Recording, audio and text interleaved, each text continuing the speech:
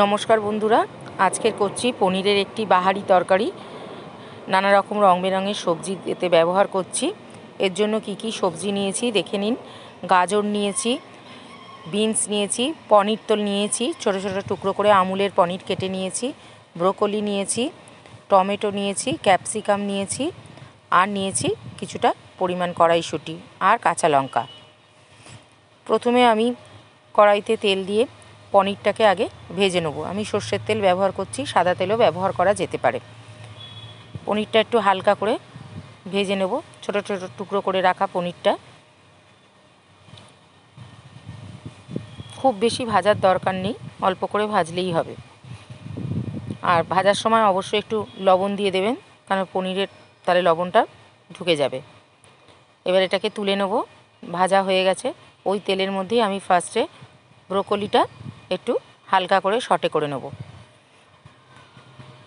নিলে তার টেস্টটা ভালো হবে। ব্রোকলিটা একটুখানি সটে করা হয়ে গেছে। এবার ব্রোকলিটাকে তুলে নিয়েছি। ওই তেলেই একটুখানি আমি জিরে ফোড়ন দিয়ে দিলাম। দিয়ে সমস্ত যা যা আনাজ আমি দেখালাম, ব্রোকলি বাদে সব আনাজই এতে দিয়ে দিলাম। এবার এটাকে একটু সটে করে নিলাম, নিয়ে কড়াইশুঁটি দিয়ে দিলাম। দিয়ে একটু ভালো করে কষে নিতে হবে। আর মশলাও খুব একটা বেশি আমি ব্যবহার করব না, জাস্ট গুঁড়ো কয়েকটা মশলা। এটা ভাজা ভাজা হয়ে গেছে। এবার আমি এর মধ্যে একটু আদা বাটা দেব, শুধু অল্প পরিমাণ আদা বাটা। আর সমস্ত মশলা এই যে রেখেছি, ধনে গুঁড়ো, জিরে গুঁড়ো, লঙ্কা গুঁড়ো, হলুদ গুঁড়ো, লবণ এবং চিনি একসাথে সব মশলা দিয়ে দিলাম। এবার এটাকে ভালো করে কষে নিতে হবে মশলাটাকে। তবে এখন কপি মানে ব্রোকলি আর পনিরটা দেবো না, ঘেটে যাবে। এই সবজিগুলো যেগুলো একটু শক্ত সবজি, সেগুলোকে আগে কষে নেব। আর একটা বাটা মশলা ব্যবহার করব, কিন্তু সেটা লাস্টে পনির এবং ব্রোকলি দেওয়ার পর ব্যবহার করব, মানে তখন ব্যবহার করব। এটাকে কষা হয়ে গেছে। এবার গরম জল দিয়ে দিলাম, দিয়ে এটাকে ভালো করে সিদ্ধ করে নেব। এগুলো একটু গাজর টাজরগুলো সিদ্ধ হতে সময় লাগে, এই জন্য এই সবজিগুলোকে আগে দিয়ে দিলাম। এটা সিদ্ধ করে নিচ্ছি। এবার ঢাকা দিয়ে দেব। ঢাকা দিয়ে এটাকে ভালো করে সিদ্ধ করে নেব।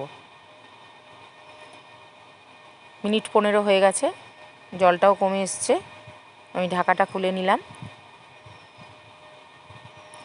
এবার এটা ভালো করে একটুখানি নেড়ে চেড়ে নেব। গলে গেছে একদম। এবার এর মধ্যে আমি ব্রোকলি আর পনির ভাজাটা দিয়ে দেব, দিয়ে এটাকে ভালো করে মিশিয়ে নেব। সমস্তটা একসাথে ভালো করে একটু মিশিয়ে নিতে হবে। এটা দেখতে খুব কালারফুল হয় আর খেতেও খুব ভালো হয়। আর আমুলের পনিরটা বেশ টেস্টফুল, ওটা দিলে খেতে ভালো লাগে। এবার আমি একটা মশলা করে রেখেছি, সেটা হচ্ছে কাজু, পোস্ত আর চালমগজ বাটা। সেই মশলাটা এবার দিয়ে দেব। দিয়ে এবার ভালো করে আরেকটু নাড়াচাড়া করে রেখে দিয়ে কিছুক্ষণ রাখতে হবে, মানে ফোটাতে হবে আর কি, যাতে সমস্ত এটা সবজির মধ্যে ঢুকে যায়।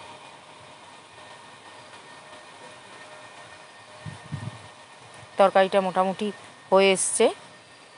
এটাকে ভালো করে দিয়ে একটু শুকনো করে নিতে হবে, মানে ঝোলটা একটু কমে যাবে। আর নামাবার আগে একটু গরম মশলা, ঘরে ভাজা গরম মশলা ছিল, সেটা একটুখানি দিয়ে দিলাম। ব্যাস, তরকারিটা হয়ে গেছে। যে যেমন ঝোল খাবেন তেমন রাখবেন। আজ এই পর্যন্ত। ভালো লাগলে পাশে থাকবেন। নমস্কার।